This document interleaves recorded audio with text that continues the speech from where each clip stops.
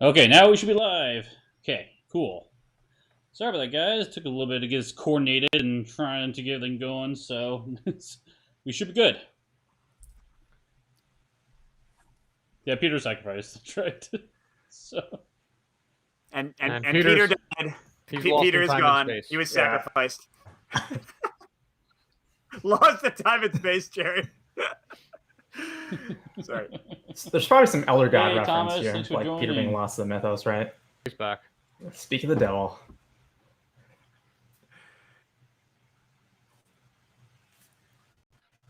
Things are happening.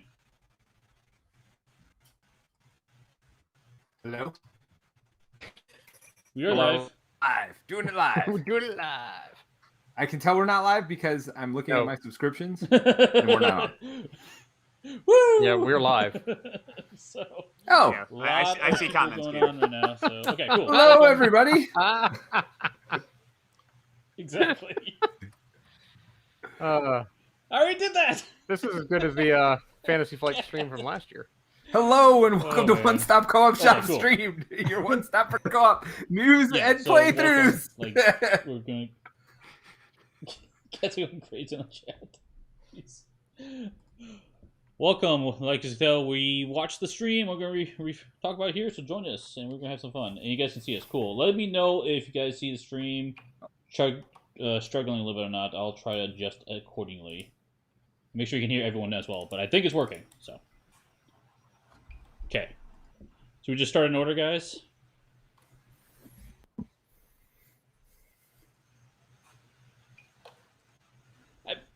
Yeah, it's not about us. I You love see us how all the we're time. tiny on the screen and we have a giant like Legends of Terranaught thing there. Well, it's not Fantasy Flight, not us, man. Yes, Dan. Mike showed they? up randomly in Do this they one, really? but we love Mike, so I feel like not loved enough. that's right. That's I right. don't really see Peter very much in our streams. Hey, Ryan, thanks for joining. So, You can't of course, keep a good Pumpkinhead, mic always good to down. see I you had here. to be Yes, here. you can be. There's so much exciting margins here, content. so, I yes. could not keep away.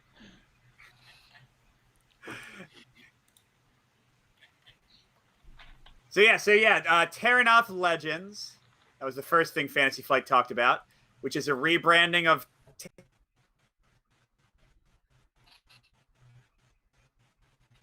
It was mundane. It was former- Terranaught not mundane. Legends. How we before feeling now about- it's Legends? Terranaught boring fantasy. Well, setting. it now has a It's- proper subtitle. It was just called Terranaught before, right? Comes with new Okay. art. I think the logo looks pretty good. Yeah. But, The logo looks good, but I'm not sure about the new art. We've I already like- commented I like on that that on our the- Descent podcast. I like that. I like that the T is a sword. That's fun. Yeah. No, I mean, it's a rebrand, so I don't know if there's very much to talk about in particular with it. I think like Well, they've the main- obviously said they're going to do more expansions and stuff, right? I think that's the big. I think the mainstay is Ascend, and Basis they on seem it? pretty happy with how it's been received. And it looks like they're falling in, at least from what I can tell, in the path of like Journeys of Middle Earth, at least with the figure they showed off. And they're definitely starting. They've not announced anything official, I guess, title or anything, but Act 2 is happening. They definitely let that show, right? Yeah, that's good. Yeah, I am happy about that. I think we said this in our review, but I was hoping that they would have definitive digital content that wouldn't require any physical purchase, because I think all of us agreed that the price was maybe slightly high for what you get, although it is a long campaign. I'm not sure if the chances of that are better or worse with them showing a miniature for a side like campaign or side scenario.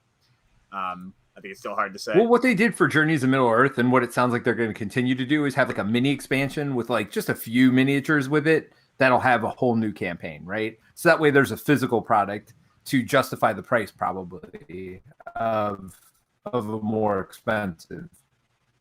I was Yeah. kind of hoping for something more like what they did for DLC. So it's just like, in-app purchase or something. It was like $5 for a scenario, which, seemed pretty reasonable to me. Oh yeah, Yeah, I would I was love kind of that. hoping they'd do something like that. Yeah, and to be fair, for the Journey stuff, the figurine figure packs are optional. Like you can just buy the digital campaign. You obviously get like those units that can get added in to kind of bring that into the campaign. Any of the stuff, and obviously they're tied to that digital release usually. but you do not have to buy that figure pack. So if they was are also following interesting prior that, stuff, I think there is good chance, but they did not. It was also confirm interesting when they anything, said I that, guess, we're done with the Well, and I think that's probably big box or the big expansions. No, you No, go ahead, that's Steve. You haven't said anything yet. I could be reading too much into that. That's what we're talking about, right? we'll get to that. Oh, I'm sorry. Jumping ahead, man. Jumping ahead. There we go. No. We're still talking about Descent. Yeah, that's still Descent, Peter. That's all right. I jumped ahead.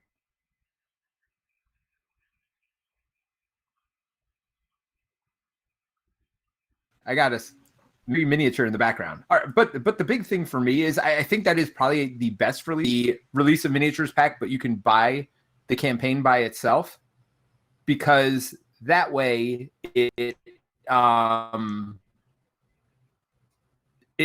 gives you the option, right? And it doesn't get long. Part of a physical product is that you get to hear about it, you get to know about it. When it's just an app digital release, I don't know that people talk about it as much, right? How well do you think, I guess in that vein, that like Jerry mentioned the Mansions of Madness, like they actually had a handful of DLC things that were good value. How popular do you think those were?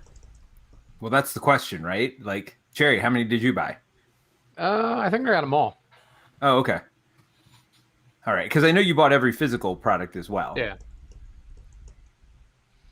Yeah, I think I think there was like 2 or 3 of them. I can't remember. It's been a while. We have something I'm very interested in for Descent, Legends of the Dark, is how new campaigns. Oh wait, no, it's the audio campaign. You can't hear me? You just can't see you. I can see you. Correct, but oh, okay. I can hear Mike. Yeah, I can hear him. I can't see him. I turned off my camera to see if it would help the feed. I don't know if it matters. Oh, okay. But yeah, I'm curious how Legends of the Dark new campaigns will work, because one of the things I like the most about the Act 1 is that like the 6 characters go through things, and like they have these story beats and they're talking. I think it would be very hard, like if they introduce 6 new characters, to have them play through that first act, So I wonder if like it'll be character limited or something. It sounds like from what they were saying that Act 2 will continue the story arc of these 6 characters. So it does not sound like. I mean, maybe there will be new characters too, but yeah, they've got to add some new characters in. Yeah. Well, I don't know about that. I kind of view this as like the first part of a trilogy, right? Or maybe even if it's not a trilogy, where the introduction, the first movie, and it feels like that because they're introducing all the characters and their backstories and things like that. That's literally the first third of the campaign. So because of that, I want to have more content where I'm just exploring their adventures together, right? And not having to learn their backstory. And maybe the dynamic of the party changes and things like that, similar to like a Civil War, Avengers, what is it? Where they fought each other. Why is my mind... Civil War? Civil War. Yeah, so like a Civil War type story or something else. Maybe there changes, but I want to keep exploring these characters. I don't want to keep learning about new characters, because honestly, those were some of the more boring missions for me. I'm looking forward to their adventure together now, going with that story. Right, but like one of the major value propositions in getting an expansion for these kind of games is having more characters. And if I'm just playing the same, and these characters aren't that exciting a lot of the time. Well, I think that's the challenge. That's it. That's the challenge, right? It's just like, I think they have to add new gameplay elements potentially without introducing new characters. So we'll see what they do. Well, I mean, they might do some new characters, but you don't have to do 6 new character intros, right? 1 or 2 would be very different than playing 6 missions of character intro.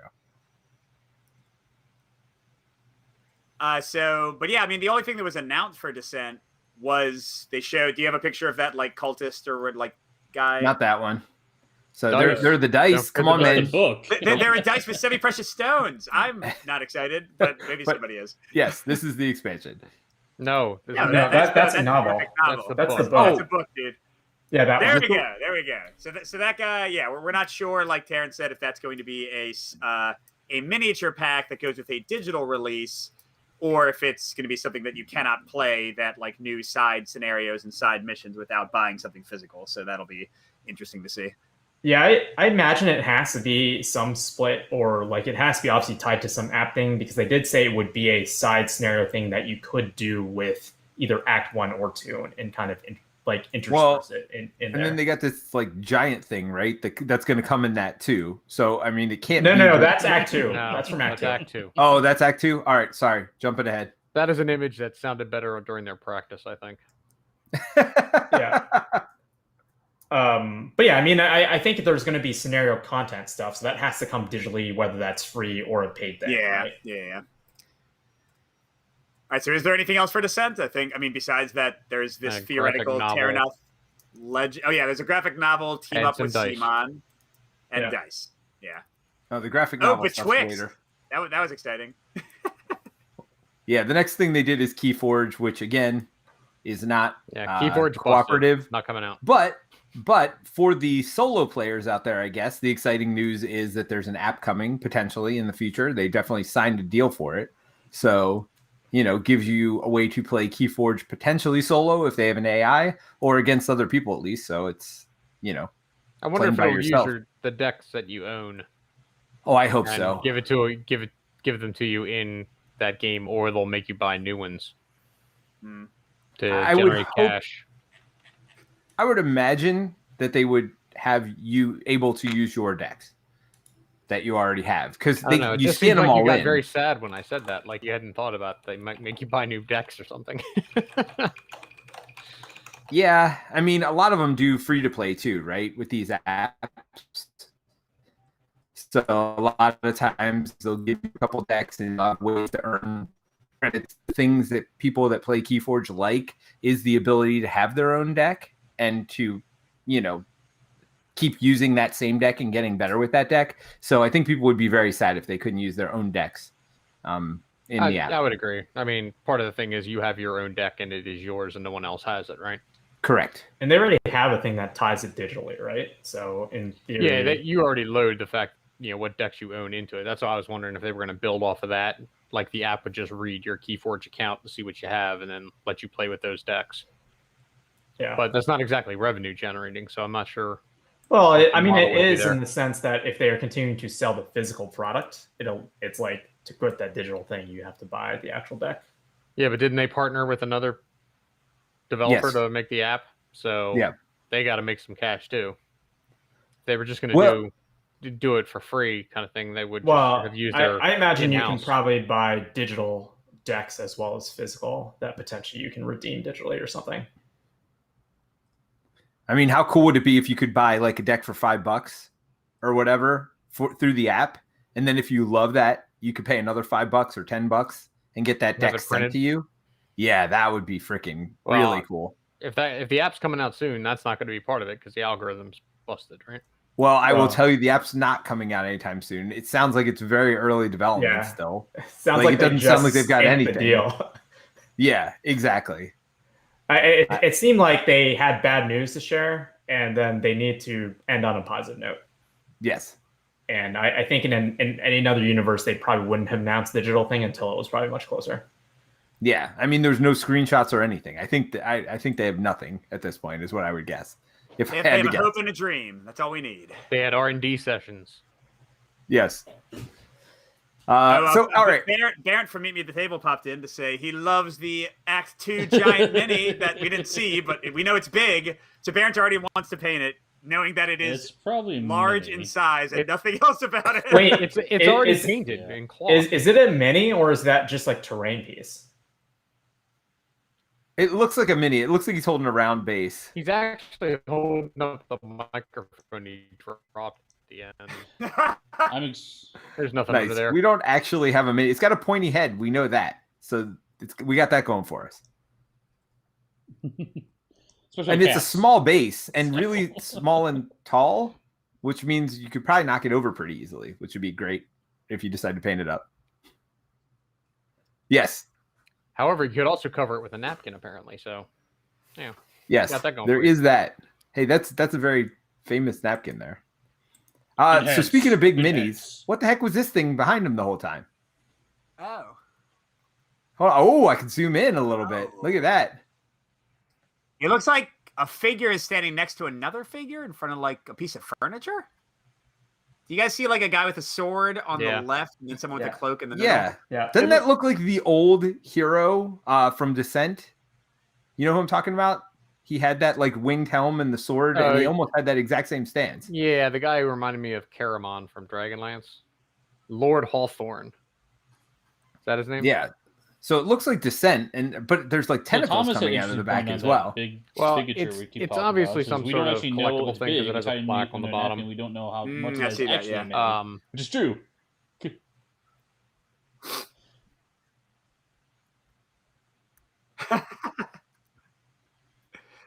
That is true. Although he did say, there's a reason they put it up next to another miniature so you can see how big it was. So I'm assuming it's not like, point. I'm assuming people at Fantasy Flight aren't magicians, and he like lifted off the napkin and there's like a tiny miniature underneath. Like, there was nothing under here at all. Magic. Yes. So I'm assuming they're not that clever. You could tell by the fishing line in the whatever box that was. We have nothing else to talk about Marvel Champions. Oh, what's this above my head? I wouldn't read too much into that big background mini, though. I mean, it might be something they put up on those new collectible websites or whatever they're doing, but I don't think it's anything game related. I mean, that's almost Cthulhu Death May Die, big, huge Cthulhu statuette. Could you imagine if that thing actually was in a game? I don't know. Good. I just saw it. I don't know if anybody else noticed it, but I thought it was cool. So books, Descent books. That's a thing. Yep, there they are. They already have Descent books, for what it's worth. Anybody excited? Anybody read them? Be a graphic novel or a? I thought the cover is. It's not a graphic novel. No, I don't. I mean, I can be the new art's fine except for the elf. It looks like the author Robbie McNiven. I just looked him up. Might have been involved on a bunch of 40K licensed novels. No. Not saying if that's good or bad. That's bad. Usually it's bad. There's a few good ones, but yeah. All right, should we? I think Barrett is gonna drive down to check out that mini. So break into the offices, Barrett. Let us know. It's not co-op or solo. Yeah, and people have done there's already a news release for it. How do you know they didn't really? Yeah, these two games are already. They already did release it. There you go. Darren's gonna do some recon for us. He's gonna find out what the huge thing is. He's gonna break into. Oh, that huge mini! Yeah, it's right in the background here. You can see it. It's definitely there. Yeah. So take some pictures, Baron, if you do see it in the because they do have a display case at the event center. So if you do see it, Baron, we'd love to see a nice picture of it. So that's not where they do their streams, though, right? No. It's out in the event center. They do the streams elsewhere. Journeys to Middle Earth. You're talking about this, Steve. We're finally here. Yes, sorry.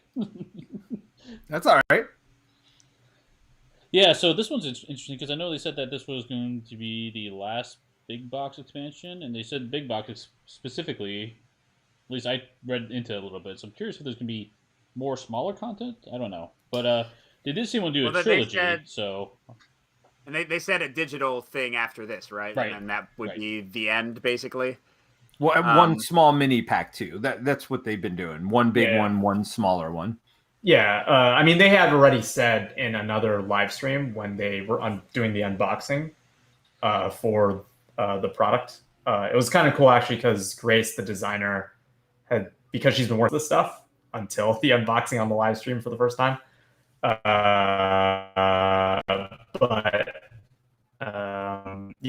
said on there that this would be the last.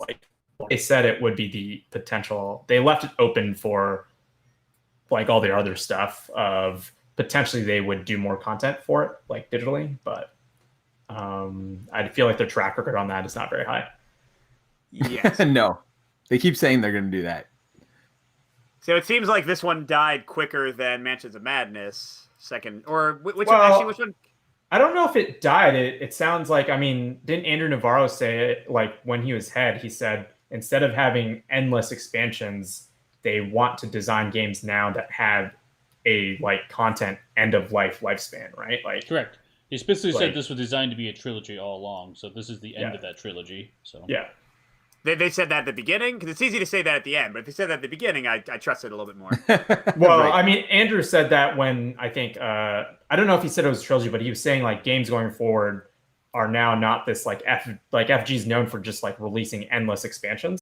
And so like when Journeys to Middle Earth was coming out, like he was saying that they have planned end of life for all these games. Okay.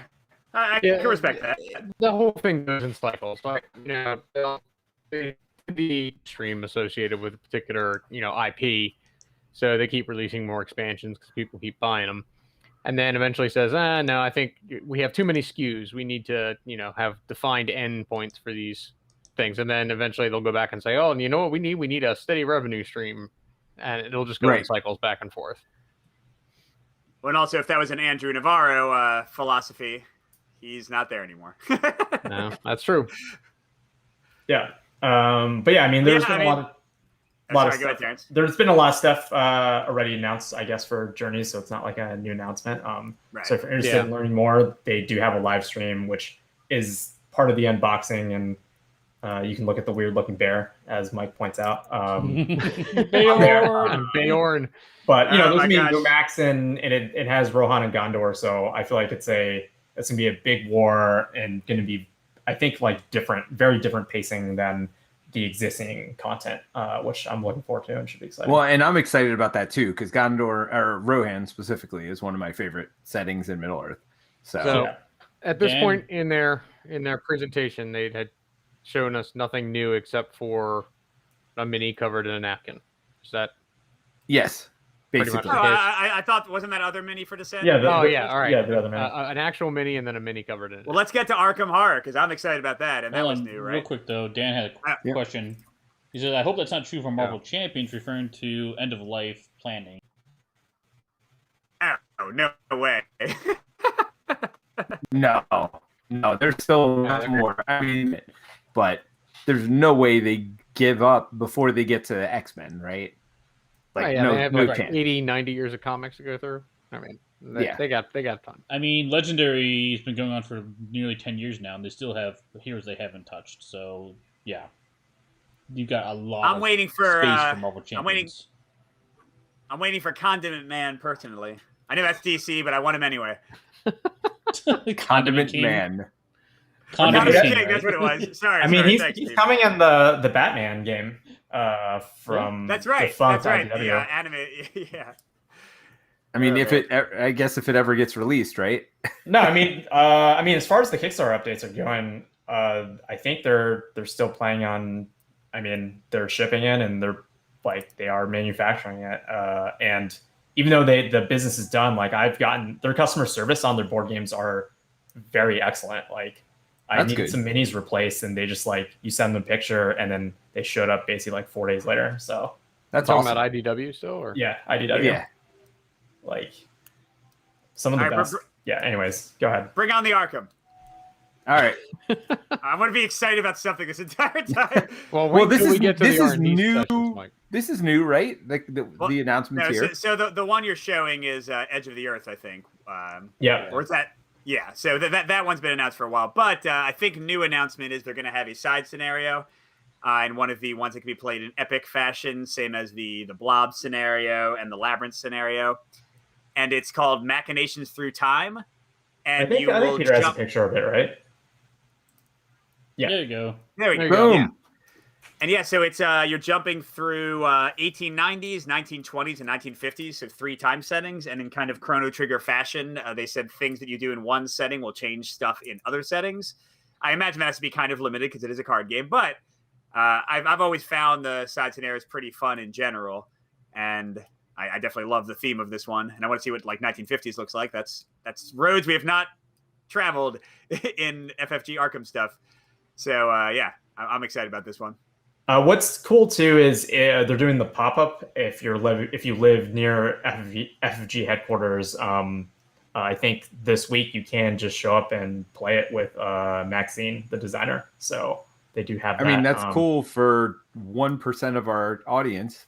Yeah, it's cool for Colin and Barron. Right. No, but I mean, it's a thing that's happening, and it's the only LCG that got I guess the tradition usually is the LCGs would get these standalone kind of Gen Con specific scenarios. So it's still cool to see that they're still doing that stuff.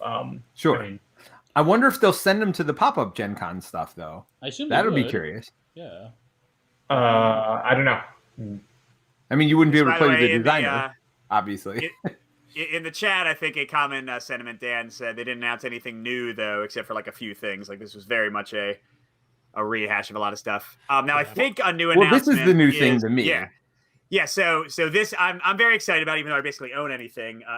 They are going back to old Arkham cycles. It sounded like all of them. They're starting with Dunwich, and they're going to redo all of them in this new 2-box format.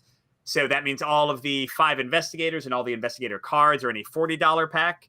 And all of the 8 scenarios for the campaign are a $60 pack. And first of all, that's a discount because the current pricing is $120 for a complete cycle. And this is down to $100 before you apply online discounts. So that's good in and of itself.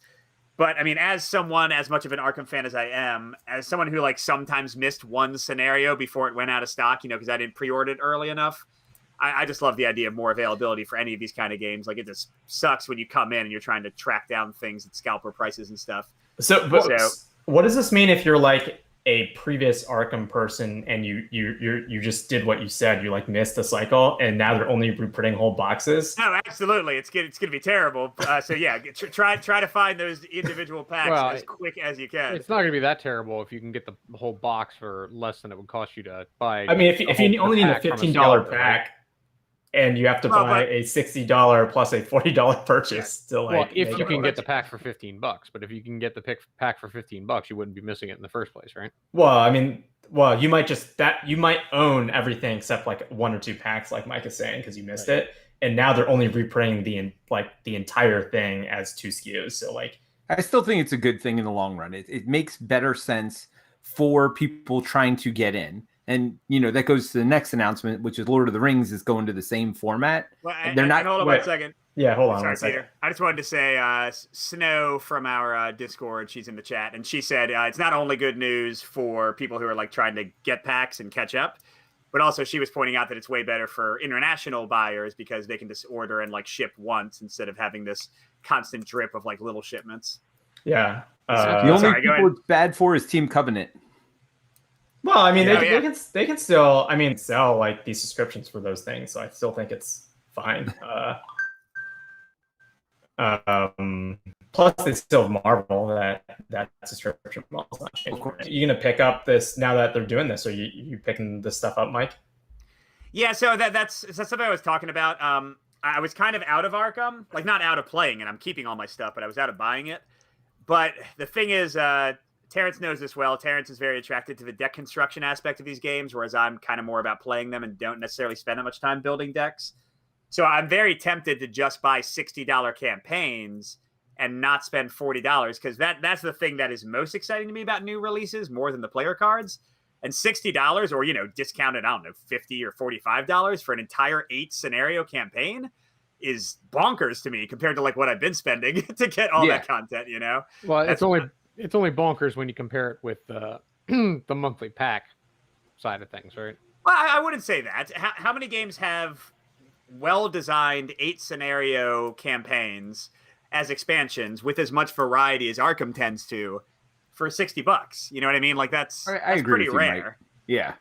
Well, and the other thing to keep in mind is, and Baron mentioned this in the chat here, is that the nice thing is they don't have to think about dividing this up within 8 different products, right? It could be like, hey, here's a campaign story you want to tell. It's just going to be the big conglomerate of it, rather than trying to worry about break the story point here. Is this a complete product? Here for this. I feel like they never had that problem with Arkham, though. I had trouble ordering things because none of the online stores ever had like what number it was. So I would like be on the Fantasy Flight's site looking up all the things, and I'd be like, okay, so I need Pillars of Humanity, I need Jobbers in Space, I need the Born Identity, and I'd just be like trying to figure out what all these different things are. So I don't think that's Baron's point though, right? It's more of the game design. Like I feel like the scenario design is already designed around telling the story as a whole, and they don't seem to have difficulties. Like there's never awkward points where they're breaking up the story in the campaigns that I've noticed. Sure. Well, and they can have more interaction between the campaigns. Like they can be more direct dependencies. Correct.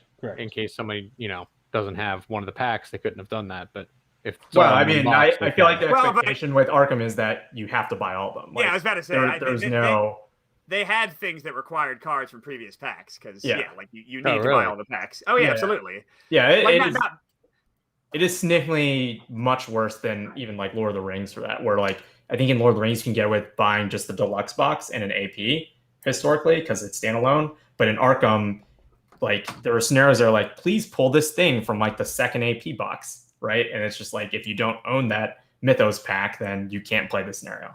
Right.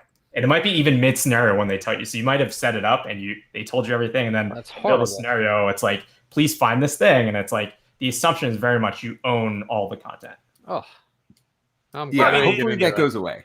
It's That's a pretty campaign, Jerry. What Well, else are you gonna do? it is going away because they're just going to sell you the whole thing as one SKU, right? Well, yeah, but if you're missing, the second pack, Mike, and you want to play the rest of them, and you can't do it. That's right? Yes, that's a good point. That's a good point. No, are you talking about within the cycle, or are you talking within the cycle? No, within the cycle. That's fine. Yeah, all the stuff they expect you to buy the entire cycle. Well, right, that's fine.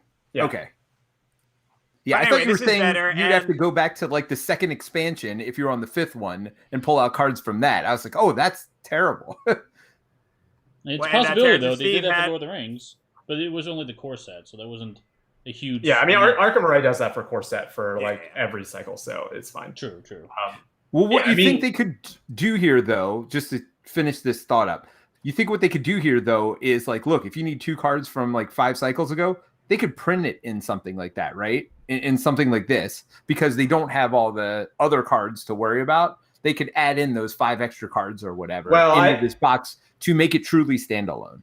I know that they have very tight limits on how many cards they can put in these boxes, as they've in the Marvel Champions interviews when they've kind of talked to Caleb and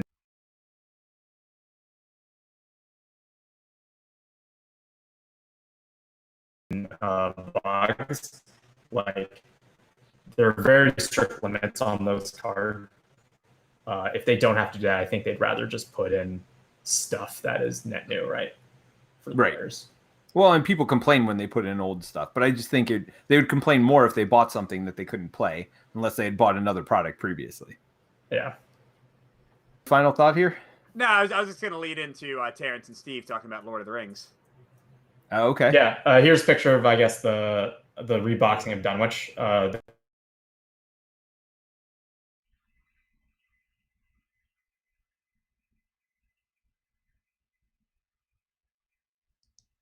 That they've officially announced of like how soon or whatever the reprints are for that stuff. No, but just Dan had. And Steve, you a little bit. You got anything to add? There's watching. It says, anyone think they might get shorter scenarios since it's cheaper?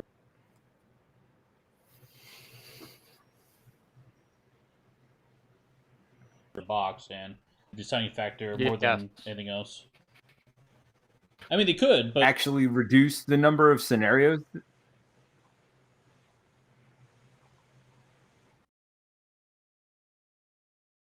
And it seems like there'd be no good reason for them to do that, right? Like, right? Because they're reprinting the old stuff, so I don't see why they would change what they've already done going forward. But who knows? Maybe they leave not hinted anything with regards to changing that stuff up. Like, I think one things they did say on there is that Arkham is doing really well, and they are not stopping content anytime soon. So if you're an Arkham fan, you can be confident. Isn't that the death kiss, though? Yeah. Doesn't that mean tomorrow they announce that the thing is done? I have full confidence in Arkham Horror. Hey, Barrett is here. Barrett, did you get the miniature? Did you bring it with you? Oh. Man. You no only need crowbars today. Did you draw an auto fail? Oh, people can't. At least I can hear you. Oh. Don't talk, Barrett. Don't talk until it's your turn. Never mind. Barrett's not here, everybody. He'll tell that joke again in a minute. I'll have to repeat the jokes. All right. So while we're waiting for Barrett to get added, let's go to Lord of the Rings, a card game. So they're doing something similar with Lord of the Rings, which is going to a hero and scenario pack format. But the big difference is they are not going to reprint everything because they have 10 years of content. And they're like, well, we probably produce some stuff you don't need. Is what that said to me. Which is weird to me because I feel like almost all the cycles are actually pretty well loved. So I'm interested to see what makes the cut and what doesn't. But I guess we'll find out. But they are also similar to Arkham, and I think Markle, the marketing blunder Marvel Champions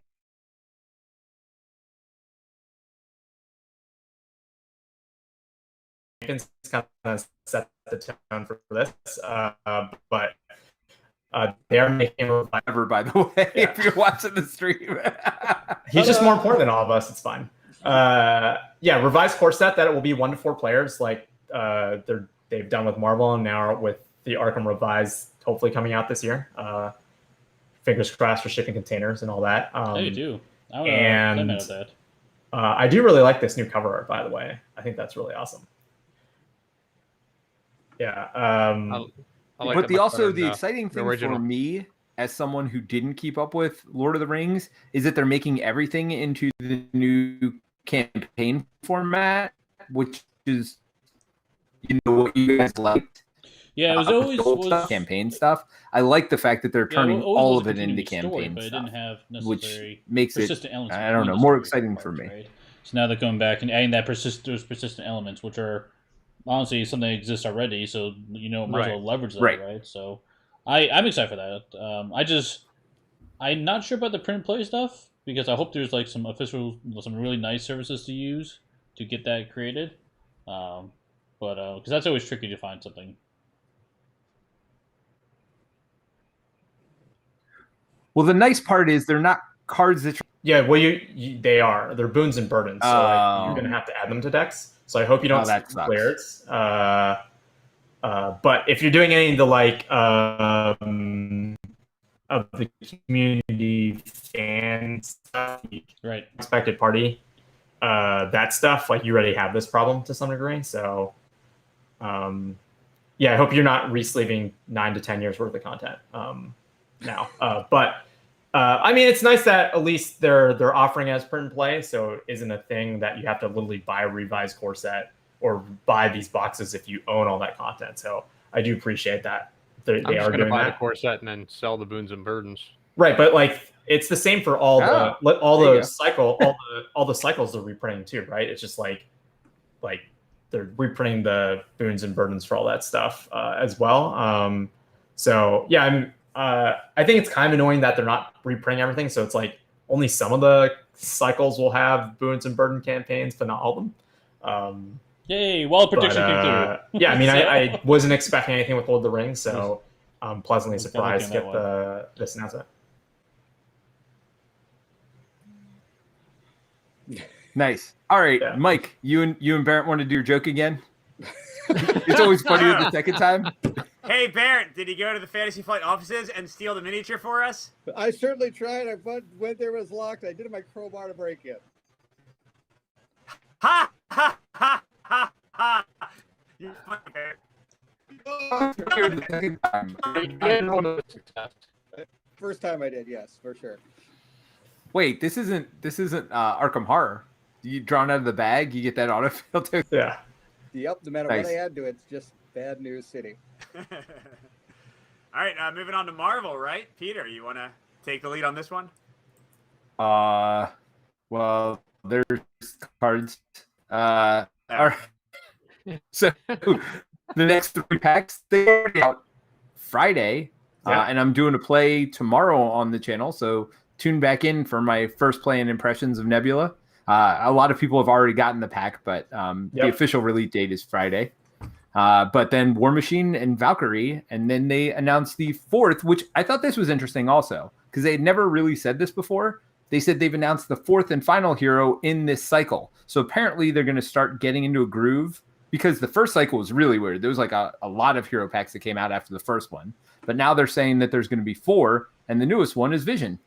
I think they've just accepted that cycle is the word, because I felt like they spent the first year of Marvel Champions trying to be like, no, they're not cycles. Like we're trying to get away from the word cycle. But then when you'd interview like Caleb or Boggs, they would use the word cycle in interviews. It's just like, but like the FFG stuff was like, no, not cycle. But I'm glad they're just accepting that that's just how people view the wave of stuff. Yeah. So anybody excited by any of these new heroes? My son's excited for War Machine. He actually wants to play the game now. Nice. That's cool. Awesome. War Machine is his favorite character. He was always sad that he was just a what do you call it, like an ally that came in, and he'd be like, I don't want him to go away. Well, and in Iron Man, he's a pretty bad ally, to be fair. So Peter never He plays has a him. whole deck. Now we got a whole deck. You probably will be excited to play the game. That's awesome. And I like how they're coming up, and I'm curious to see if they'll even have the combo cards. So this started in like the second cycle where they combo The team up cards. The team up cards. They're definitely putting one in Nebula. They already yeah, you actually get 2 copies of it, Peter, in there. So one for each deck. Yeah, so you can put one in Gamora's deck as well. So that's good. So I'm glad that they're doing that. And I wonder if War Machine's going to have one for Iron Man. That'd be awesome. I'm so excited now. Though. Like, I would play it. I like Vision. I like these characters. Awesome. Don't get me wrong, but I don't understand why they're grouped together in this cycle. But no. I think it's just fleshing out some more Avengers and Guardian stuff. Well, really only the one Guardian hero, Nebula. But I think they just want to add some more other heroes before they kind of moved on to whatever they're doing in the next cycle. Mm-hmm. Yep. Well, all right. I mean, spoiler alert. So, did you want to talk about Vision anymore, Peter? No. I mean, they didn't really announce much about him. So, I mean, I like Vision. Yeah. I think it's pretty cool. He has 0 attack, I think, which is actually very interesting. The first hero with 0 attack. Well, I mean, he phases, so there's probably something, right? Oh yeah, but it's an instant stat line. Evasive exactly. In that sense, right? So I'm assuming that's what they're going to go with.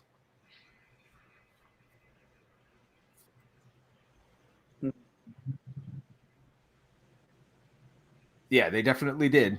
They definitely do mess with heroes. I wonder if he's got 2 hero sides and no alter ego side. How interesting would that be? Oh, that would make sense. I mean, yeah, and he does have phase teleport, so that's definitely so maybe they got like a defensive side and an offensive side. And you have a card where he doesn't take damage. You know, where he's phasing or where he's attacking. I don't know. They could play a right. Yeah, I mean, they've certainly done cards like that. Spider-Man even has a card like that. But yeah, it'd be neat if they figured out a way to do 2 hero sides and no alter ego side. That would be interesting. It's all along, right? I mean, that's one of the great things about Marvel Champions. That's one of the reasons it's kept me coming back, unlike any of these other games, which I'm not saying that they don't have unique heroes in all the other games. I'm just saying they've kept it fresh. Every hero feels very different from every other hero so far.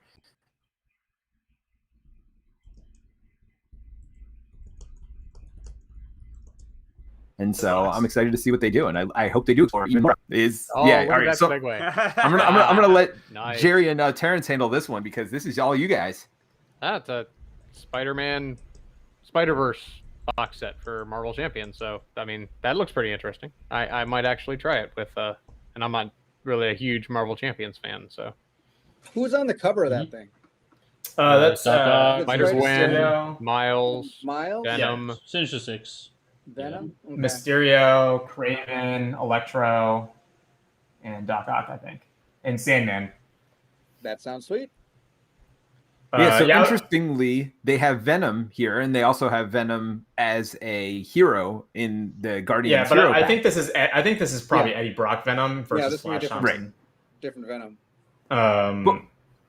But one thing they have clarified, because they have Nebula. Right, they have Nebula Hero Pack, and Nebula is a villain in one of the campaigns. Mm-hmm. They said you can actually play them against each other, and so they're bringing in the multiverse. You can't legally do it, actually. Really? So if you want to do it, you can. That is what they said. I don't think they're going to arrest you, are they? No. Well, we'll talk about this more on our stream because somebody pointed out in the rules. Like update that they're doing that it never mentions hero and villain. It says you can't bring Box in has answered this question on stream. Oh, okay. And it's been answered. So is that Venom the same symbiote that's on both? No, it's characters? Flash, I think, right? It's Brock on the previous and the Venom. one that they've already they haven't done Brock yet. yet. Same symbiote. It's the same symbiote. Yeah, it's the same symbiote. Well, but it's the same symbiote. It's true. Is it the same symbiote though? I mean, they didn't name it Well, Venom. then they can't fight each other. Yeah, then they can't fight each Yep, other. that's Well, yeah. But yeah, I don't know. I'm pretty excited for this box. I mean, I'm like I've said on previous Marvel streams here that Spider-Man's my favorite character. So definitely interested to see just more of this part of the Marvel Universe explored in Champions. And I was hoping for stuff like Spider-Gwen and Miles. So they're kind of, I feel like, fairly newish compared to a lot of the heroes we have been getting in Marvel Champions. And so I'm definitely really excited for those heroes and seeing how they're going to differentiate them, but also try to still capture and keep them similar to what, because like if you look at both Venom and Spider-Man, they have they are very unique and different, but you can see the similarities in some of the card design, right? Like Project Rebirth is I kind of agree like with Ryan here Omni, saying that and, Carnage would be you can get the awesome Spider villain, Sense so- card, which Spider-Man has built into his hero card. Oh, Spider-Ham, yes. Yeah, somebody's talking about Spider-Ham. I don't know about that one, but it would no, be, it's Pig Well- Spider. We already determined this. now. Are they thinking? Do you think as this thing hits, they're gonna, like, some people in the chat are wondering, are they gonna be able to put more street level heroes in, like Daredevil, things like that? Because we've been going a lot of really powerful characters where these would be more street level heroes. You know what I'm talking about? they have all the defenders in already as allies, so I'm sure they may do a defenders pack. Yeah, I don't know if they'll do it in this cycle. They might, because Defenders is like a pretty large like set of Sure. comics and stuff on their own. Like it might just get its own. Pretty sweet. I like it. For this cycle, or what? Well, they don't show him on the cover, and they show plenty of villains on the cover. Yeah, I mean he's not the traditional Sinister Six. Well, right, which is probably why he won't be in this one. But Yeah, the it's not Snow pack. always. But it sounds like there's going to be a villain pack now for each big box that they do. So maybe he'll be the villain in that. But yeah, pretty exciting. I think this is, at least for me, one of the most exciting announcements that they did. It's the only exciting announcement that they had. No, It's kind of a low bar. We are getting to the next exciting announcements, which is all about breaking paradigms. Oh, I was going to talk about Nate French talking about his how they design games for a while. But yeah, if we want to talk about graphic novels first, I guess that's cool. Well, the only exciting thing for me is they talked about Kickstarter, and they did also mention a pairing with Simon, so they may not be doing Kickstarter themselves, but it would be interesting if Fantasy Flight did go a Kickstarter route, right? I don't know. In what way would that be interesting? Like bad, do you mean? No, It's I different. actually mean good. I mean, they could, Alright. because they talked about part of the reason that the new Descent was so expensive. It's not a Kickstarter model, right? With the Kickstarter model, you can put a lot more in because a lot more of that profit comes back to you. Whereas if you design something for retail, 50% of the profit from every one of your products is going to that game store. So they could put a lot more in, with their production and all that stuff. They could put a lot more in games for lower prices if they did do more direct to consumer modeling. I missed No, it's for they were the talking about kickstarting with merch, wasn't Lumini or it? not. Just for the graphic novel. I think the graphic Oh, novels they're like- yeah, specifically. Okay. There's- I was going to say, if that's the case, Okay, then okay, that makes a okay, little more okay. sense. No, that's and merch. What is No. back there? Well, No, merch is the that- fantasy. No, merch No, has that's their fan own sites. stores. Okay. Yeah, fan okay. sites. Okay. Yeah. Well, so there's no indication, just to be clear, that Fantasy I Flight is suspect this going might to be do dipping the toe in Kickstarters the for water. I'm wondering. games. Because I know in the past they Right. were like, "Oh no, At no, least we're there's this never little gonna do entry. Kickstarter, never do Kickstarter." And now it's like, "Oh, you know what, guys? It kind of makes sense to do Sure. potentially." So we'll see.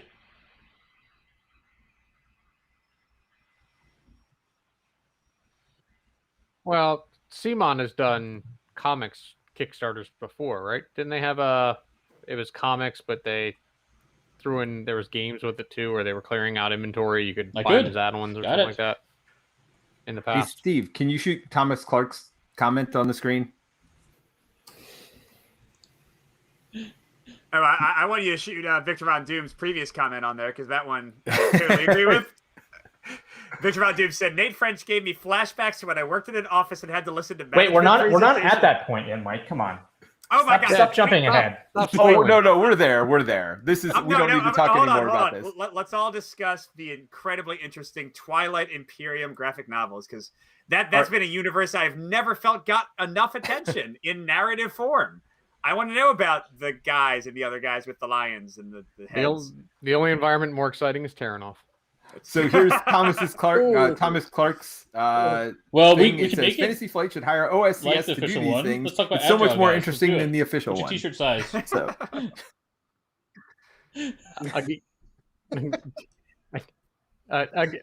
Again, damning with fate and praise. what you're saying is the bar hasn't been set very high. Is that what you're saying? No, it hasn't. Wait, did you take a screenshot of Nate French? I did not. I fell asleep Wow, during Peter, that you portion. fell asleep for the whole 15 minutes or whatever.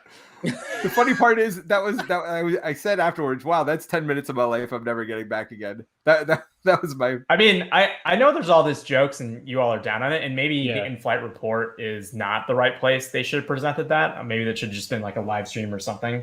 But I actually thought it was really cool to hear some of the backstory stuff.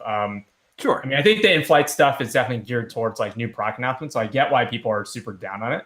But I think one of the exciting takeaway stuff for me was that they are exploring different design stuff. And I know a lot of people poo-poo on FFG of just like kind of being this old dinosaur and being ripped apart by Asmodee. But I'm curious if like the lack of product stuff has just been them actually working on. I mean, we talk about the Kickstarter stuff, but also just like they were mentioning kind of like what would a legacy game or FFG look like. And so I think it'll be interesting to see if anything actually comes out of this. But I thought it was neat to kind of get some of that behind the scenes but stuff. I don't think it was the right format for it. Like, I would totally sit down and listen to that chat at like a convention presentation for sure, like that. But or podcast, exactly. So, or podcast probably. Well, but I mean, I think Sure. Nate, you might be saying, I think Nate could have said it in a more exciting, interesting way. Like, I'm not saying the content is not something I'm curious about, like how they select their games and how they develop them, but he made it like people are complaining. He made it sound like an industry sale to like investors as much as it could have been. And maybe that's just him. I've never seen Nate French talk before, so maybe he's just not very good at public speaking. I don't know. What were you going to say, Jerry? I'm sorry. Well, I was just going to say I don't fault Nate French for his presentation, because I got the impression I got through the whole thing was they looked at what was on the slate that they were going to announce at, what is it? What do they call it? The in-flight report? In-flight report. Right. And they realized they didn't have nearly enough stuff and they needed something to fill some time. So they went to Nate and said, hey, Nate, why don't you do a presentation on your new game development lab process? And so he did that, right? And it was fine. And although the presentation seemed to be geared to the wrong audience, and this was certainly not the venue that I would have liked to see it, especially with it not, Right. and like, it would have been okay, I guess, if it led up to a big announcement of the first game to come out of this process is this wonderful legacy game or something. Well, yeah, they talked to Instead, it was Legacy, so just, there were yeah, some things okay. that came out of there, Yeah, right? it They kinda talked to sounds Legacy. like that's where it's going, which would be kind of cool to see a Fantasy Flight game, legacy game. I mean, I enjoy legacy games. Some crash and burn, some are fantastic. So I would hope that they've seen all this tried, and then, of course, if it's their research and development team, they're trying everything, and it'll be really cool to see what actually comes out of it when it does. Right. But No, I think the but thing, nothing did yet. right? Well, right? not yet. And nothing may ever come out of it, right? They didn't True. commit Right. anything. So They might try all this stuff, and nothing really pans out, and they decide, you know what, this isn't just an avenue we should pursue. Let's try something else. yeah. No, But I would think a the thing presentation that, like that for this format needed to end with an announcement of something concrete. yeah. Well, they did announce something, though. Hey, Well, hey, no, hey. but before we get there, Okay, I never think the mind. thing that Mike and I were laughing about and making fun of here was the fact that they were saying we're going to try new things, like letting our designers design games, right? Like, I mean, that was the funniest thing to come out with me. Like, hey, maybe designers will have a good idea, and hey, we're going to do this cool thing, and I forget what they call it, but it's basically a game jam where we do these like mini sessions of like R&D game design. sessions. Yeah, R&D sessions. It's like, all right, well, these aren't new ideas. People have been doing this for years. So I think that's the part that Mike and I were laughing about. It's like, I mean, they're making it sound like this is all new stuff, but it's like, come on. I feel like you say that as an indie person, and I guess I speak from like experience working at a startup and then working for kind of a mega corporation that is like 50,000+ people. And FFG is definitely not that big, but I mean, there's a lot of truth to like top-down design and kind of, like I bet like a lot of traditional probably FFG was like you get handed down a thing, you have to design it, right? And so probably working there, like being able to actually do a game jam, though that's probably just like commonplace for probably you and Mike because you get to kind of do that. A lot of that you do on your free time, right? But like if you get paid to go to the office and you're just like, okay, well the next thing we're building is X, Y, or Z, right? And you kind of get assigned to a game and kind of work on it.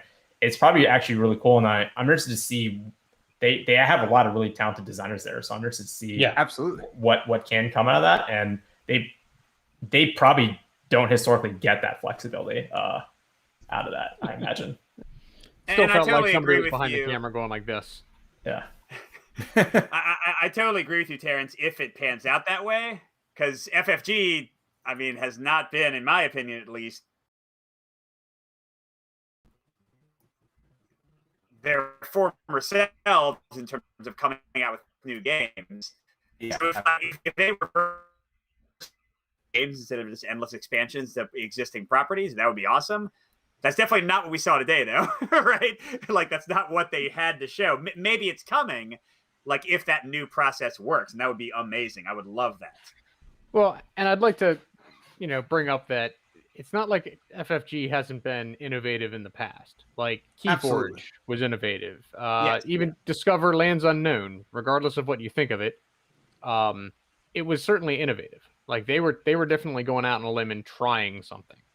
So I'm not sure that this necessarily represents a great departure from what they were doing before. It might be different now that, Nate French is leading it, and, they might have structured it differently. It seems like they pulled in some agile software development methodology stuff in there with sprints, but until it results in an actual game I can potentially purchase and or play, it's all kind of meaningless. Well, and here's the big thing. We might not see this for a while. And I mean, we haven't talked about this at all, but they kind of mentioned it in their report, where it's a tough time right now.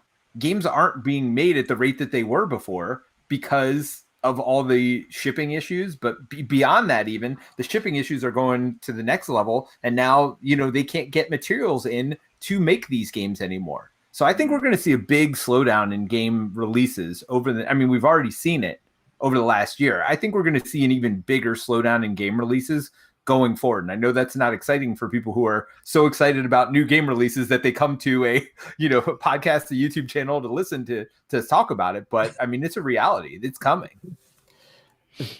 I feel like the number of Kickstarters that still keep coming have not stopped, though. Can't stop once. That's because they don't have to deliver now. Exactly right. Exactly right. Yep. Yeah. And Asmodee, I don't know if this is widely known, but they've already announced 10 to 20% price increases on all their stuff.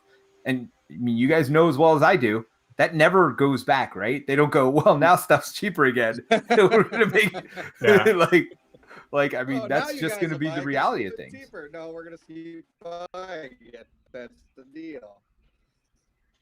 Exactly. A Descent game that came out. I mean, I think, not every game is going to be that $175, $180 game, but prices have gone up, and we're just going to have to get used to it. Yep. That. All right. So, Mike, lead us into the last thing. You were so exciting before. Yeah, I mean, I'm not really excited, but yeah, they after 2 years, I guess, Outer Rim, unfinished business, and zoom in there. Is that Dengar? Who is that? Yeah, I think that's Dengar. Random alien. It is Dengar. And Dengar is, I guess, dealing with a dark Sith. It's a hollow projector. Or just a politician. Random Wait, alien. what's this going on? That looks like some Force lightning. Or... No, that looks it looks like like a guy. Oh, it's a hologram. It's a hologram. It's a hologram thing. It's Spider Pig. What was it? It's Spider-Ham. Pig Spider. Spider. It looks like Spider-Ham to me. Can my whole job? Can I live in Star Wars? My whole job is to hold the I played it hologram. co-op. That'd be awesome. Like I'm ready to do that. Doesn't Hire pay me very now. well. But yeah, am I the only one who's played Outer Rim solo? I have played it. I Okay, even built an AI app for it. I never played it. Yeah, so Look at you, Terrence. Now, is it incorporate the everything being different AI, or is it off? Yeah, based it off incorporates the BGG AI. Oh, Wait, that's what I was gonna say. If you just played the base, like the actual game, the solo I thought was fine, but got dull very quickly. And only with the BGG AI that adds different AI, like based on who you're facing, like Boba Fett acts more like Boba Fett. That's when I thought the solo really became kind of worth it, at least for me. So it's weird. I'm not sure what I would want from an Outer Rim expansion because like the best thing about Outer Rim Solo is a fan-made, like not real expansion that theoretically would not function with this new expansion. Like, are they going to try to do the same thing that the original one did? Are they even going to focus on Solo? We don't know yet because all they did was show the box and drop the mic. But yeah.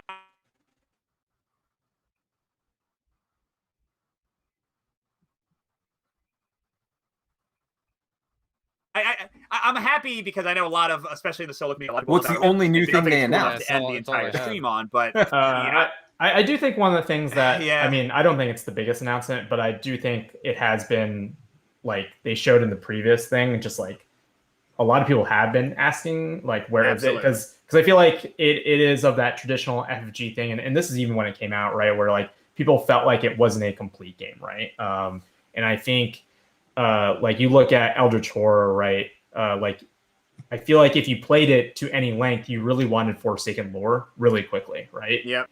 And I don't know what the turnaround time was between when Eldritch Horror and Forsaken lore came out, but it feels like if you want any success for Outer Rim, like those, the best parts of that game for me were definitely the story deck kind of mission-y things, and there just wasn't enough variety, right? And I guess to answer your question of what I would want out of this is definitely just more, like even if it's just more of that stuff, I feel like it will be a success for the people who are fans of this game, whether solo or competitive, right? Well, and Snow said the same thing. She said, I'd be more excited about this if it was solo focused. So we don't know, right? Like, hopefully they will do something about it.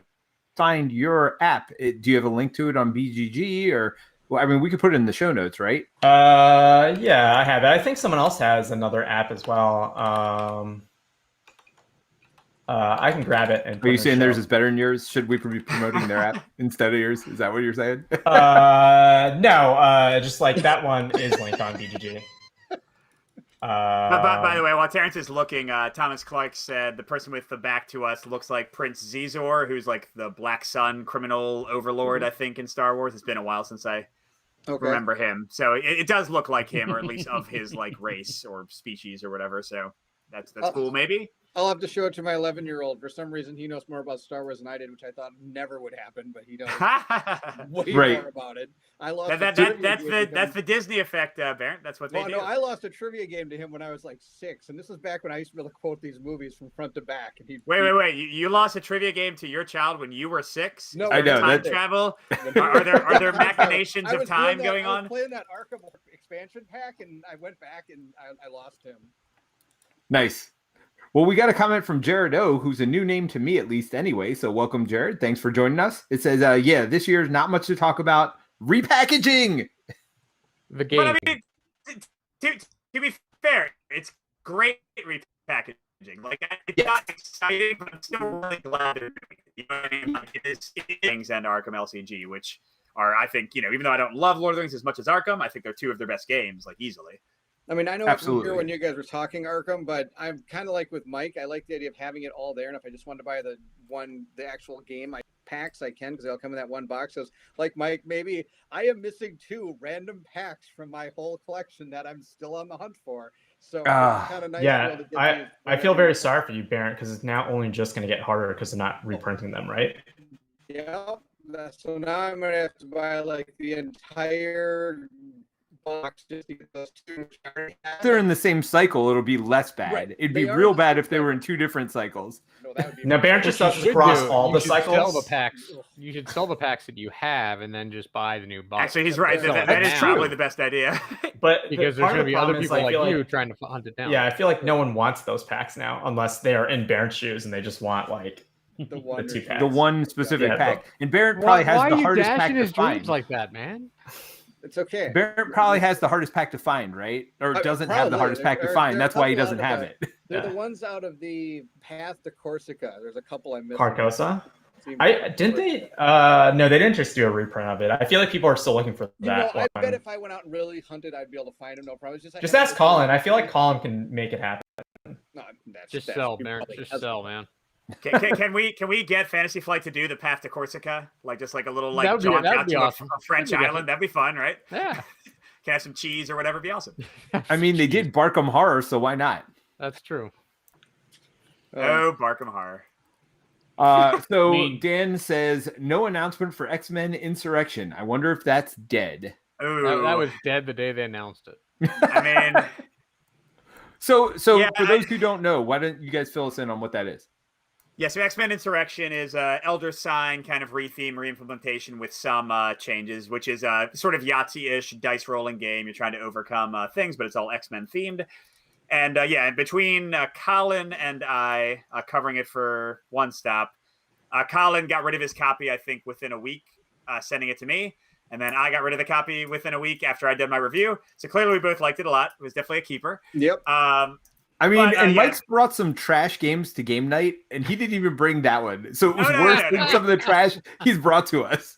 We did not need to play that one. Yeah, so I do know Colin was not as negative on it as I was. He was like, if they had expansions, it might be okay. I don't think he ever said it would be good, but he said it might be okay. And certainly Elder Sign benefited from a lot of expansions, but I see no world existing where X-Men Insurrection gets, even maybe they get one expansion in 2 years, like Outer Rim, but they certainly don't get the level of expansions that Elder Sign got. Yeah. And really, I think a lot of people would agree that Elder Sign, it was that one expansion that really changed up the game that reinvigorated the play there. And that was like 4 or the 5 Arkham? expansions. Yeah, exactly. So Gate I don't- of but I- Arkham, I think. yes. I don't think, even if they did come out with one expansion down the line. But I don't- tried to get that game from Colin before he sent it to you, and he kind of said, no, I'm He's protecting you, Barrett. Yeah, he did. He said it. I honestly don't think this is something that you're really gonna like. Like exactly you said. Till they actually bring out some content that can really flesh out what they're planning to do with this. Yeah, I feel like people had similar complaints about Outer Rim as well in that sense. But people seem to also like it a lot more than X-Men Insurrection just generally. But I also don't know if FFG as a whole will do that kind of, I guess, like that old school, like Eldritch horror slash right? like of like Yeah, 8+ big box expansions, not including the little packs kind of thing anymore going forward. Like I don't. Well, yeah, it's against I don't- their core philosophies right now. Yeah, like I haven't seen anything like that. I guess since then, right? Like I feel like one of the most expanding games is Arkham Horror 3rd Edition, right? And they're on their 2nd expansion at this point, and that's been out for a few years, right? Well, and I feel they like they're have slowed down slower. on everything considerably, haven't Yeah. they? Other than maybe Marvel Champions. Well, In yeah, that's what I was going to say. They've definitely slowed down their cycles. Like Civ and New Dawn got an expansion like 2 or 3 years later, and that was one that was like ripe for an expansion right away. Like it almost needed one. And Fantasy Flight was always really good about like releasing those little packs right afterward. But it took them a couple years. So I mean, Lord I don't of the know Rings that came back, right? what is dead cannot die or whatever Game of Thrones quote that was. Like, That's Call of Cthulhu, dude. Yeah. no. Wait, do you mean like Valar Morghulis or whatever? No. The drowned men or whatever. What's dead cannot die. Don't they like drown themselves and then like come back, and that's their big statement, right? All right, somebody who knows Game of Thrones, please tell me. Whatever. But yeah, I mean, something interesting about the like slower pace of Fantasy Flight expansions. I think I would not say this about Descent, Legends of the Dark. Even though I have complaints about that game, I think that is a nice, fully fleshed out release. I think there's a lot of content there. But I think, Fantasy Flight, all the way back to their very early days, was always kind of notorious for coming out with minimal content, like minimal viable product. And then kind of criticize when they would fix it with an expansion 6 months later, like it seemed like a business decision. Now it seems like they've gone to like a healthier, like 2 to 3 year, like let the game marinate for a while out there. But many of their products are still a minimum viable product. So it's like, it's not a great purchase until 2 to 3 years later. Or with Fallout, crap, you had to wait how many years to get the second expansion that finally made it like really good for most people. So yeah, so I think their LCGs are great. I think Descent Legends of the Dark is better than I expected it to be. And I'm still not super optimistic for like an average Sure, FFG final thoughts. release is not something that excites me anymore, unfortunately. All right, so final thoughts time, right? Disappointing. Any final thoughts? Steve, Well, we haven't heard. Disappointing. Disappointing, Jerry, of us. At one point, right, when they announced the Spider-Verse expansion, you were super excited about that. It sounded like that was. So I guess I sound super excited when I say, yeah, okay, I guess I'll try that with Marvel Champions. And I normally don't play Marvel Champions. I mean, that made me super excited. Yeah, Maybe that sounds like a big win that's what from the Jared corner. Yeah, I mean, there's nothing they announced that I actively want to play, like that I'd actively go out and purchase. Like if you bought that, I would. If you bought Marvel Champions, Sinister Motives, I would. I mean, if you're saying, I love how Jerry said "if" as if there's a question whether I'm buying it or not. All right, when you buy it, I would play it, but I would never purchase it. Right? Like Gotcha. I'm not that excited. I wasn't really excited by much of anything. I mean, unsurprisingly, the only stuff that I thought was cool was the stuff for the LCGs, and that's the same thing that's been the only stuff I thought was cool coming from Fantasy Flight for like, I don't know, 4 years or something maybe. Except, I mean, I do want more Descent. Like, I'm very happy that Descent is doing well and they're going to push that more. I think it's a cool game, and I think more content would be great for that. So I have no problem with that. But yeah, I mean, nothing else really excited me either. Sorry, Fantasy Flight. I kind of agree with pretty much everything you're saying. The thing I'm really excited for actually is that one scenario for Arkham Horror that I can go get. I think that's kind of cool. Yeah. Right.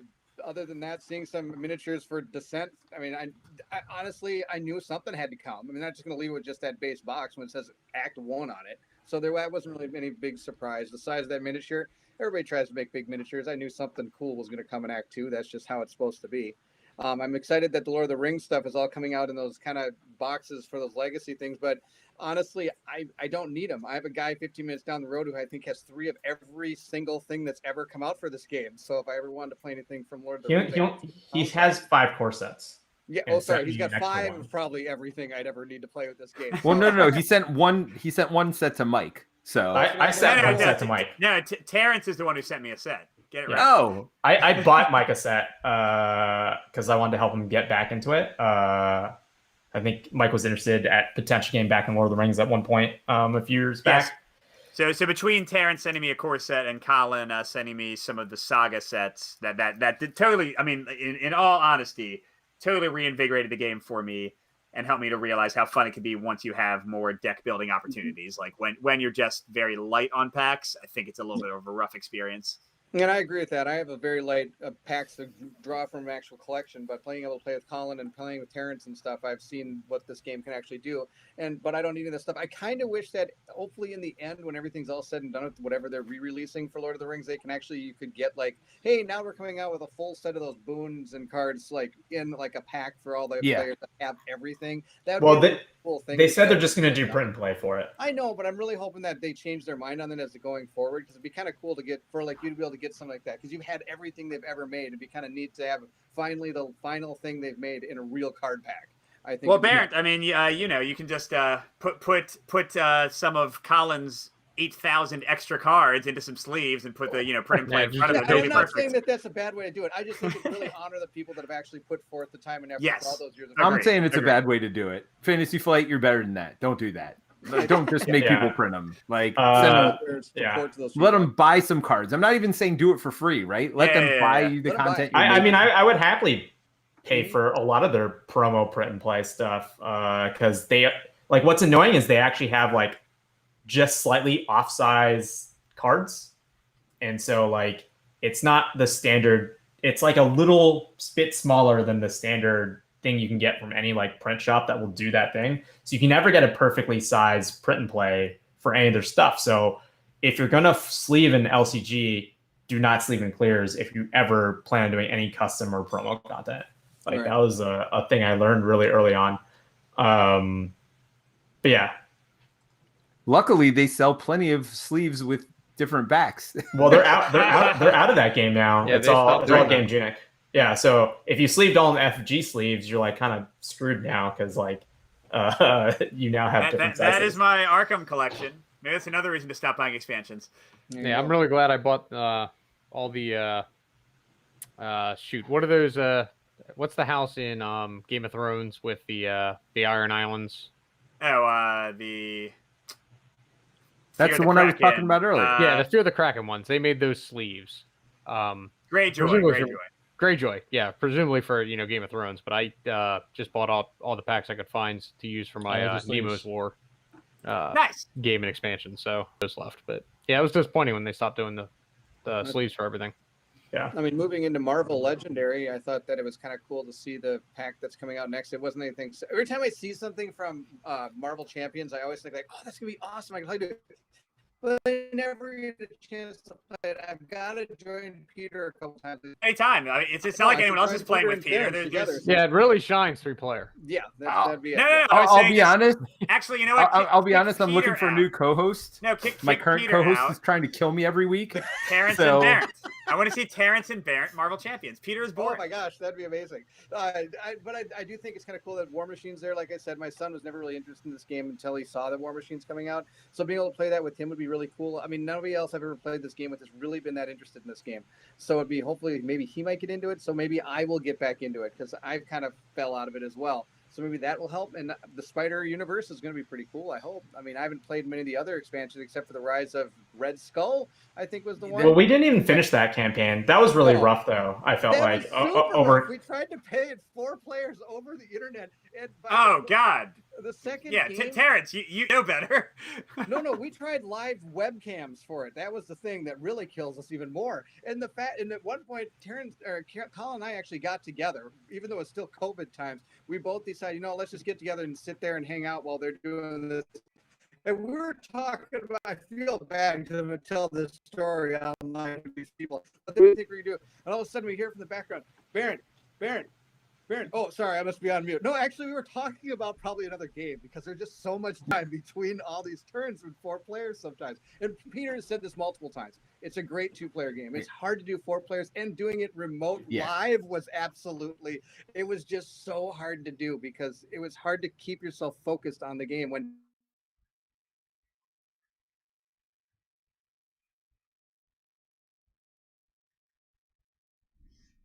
you didn't see the other players there doing the things with their cards. Well, even when you're seeing cards really well, they're like, I'm playing this and I'm playing this. I'm Well, like, I have no idea what that does. And me, who plays it every week and has played hundreds of games of it, if you tell me the name of a card now, I'm really bad with memory. If you tell me the name of a card, I'll know but it like no idea what the heck you're doing. I'm like, all right, great. I always make Terrence like, wait, what does that card do again? Like I always make him show me on the stream, which is probably good for the audience because I don't know what they are. I'm not playing it up. I'm actually don't know what the cards do.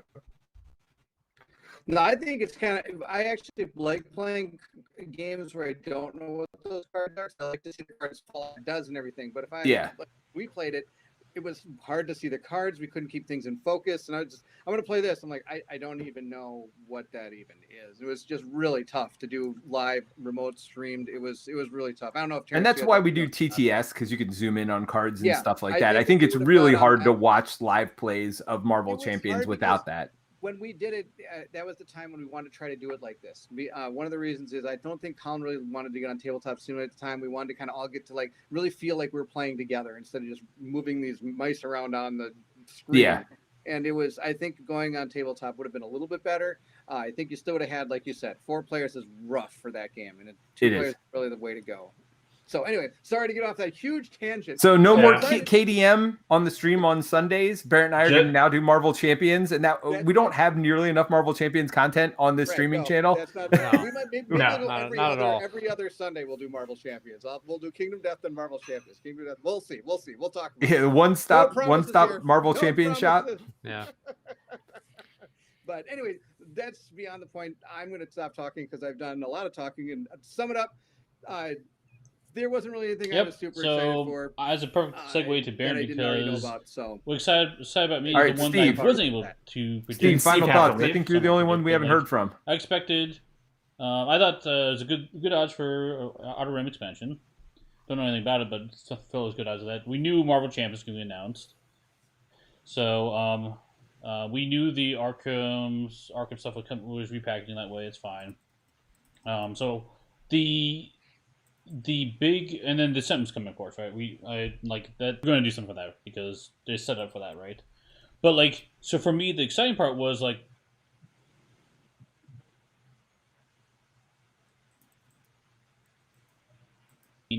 that was the one thing that said was going to be new.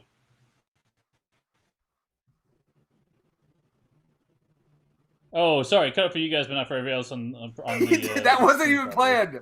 You totally cut out right when you were going to say. The Lord of the Rings, the campaign and stuff is what it is. So, because like that one was like, oh, okay, hey, no, we didn't hear anything you said. Right, that's the big point. oh, So what was it?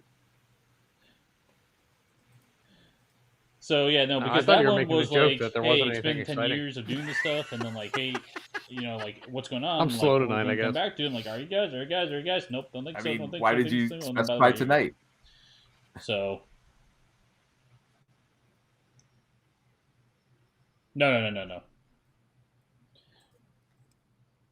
Oh, you meant Lord of the Rings LCG. I actually thought you were talking Yeah, about but that Journey's wasn't Middle new. Earth. We knew Middle- that was no. coming out. Yeah, we didn't even touch So, on that one. I mean, that yeah. I So, still I haven't mean, played the second I'm talking about campaign. what was and I've got it exciting, all. and that I haven't was played it exciting yet. because that I was mean, like so I guess from the third kind one of comes out out, left. if I You haven't get played it. as Gandalf? Come on, man. Cool.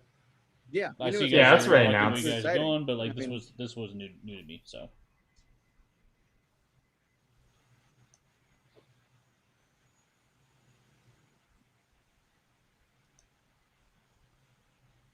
Yeah. All right. Well, that's our thoughts. Let us know what your thoughts are in the comments. We'd love to hear them. Let us know if you like this, right? If you want us to keep doing this in the future. We've already gotten some feedback that people do like this format, but let us know what you think. We don't also have to do it same night.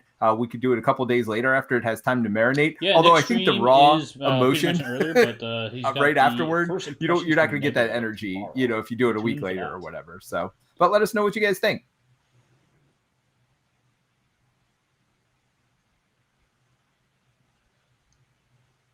Yep. I'm super excited to get to play her. And then Friday night, Terrence tries to kill me again with more Marvel Champions. He keeps coming up with worse and worse scenarios every week we play. So eventually we're just going to be, no chance. The unbeatable. We're going to find an unbeatable scenario. I have a feeling. I mean, but don't you just stick Ronan with something? I mean, sure. Stick Ronan with Ronan. Why not? Kree doesn't feel as bad now after doing Madam Hydra. I think I hate her more than Ronan. Kree at this Fanatic? point. Yeah, It's pretty bad. All right. Well, that's for tomorrow night, guys. So No, Friday I guess night, it's all Friday night. Fantasy Flight. Well,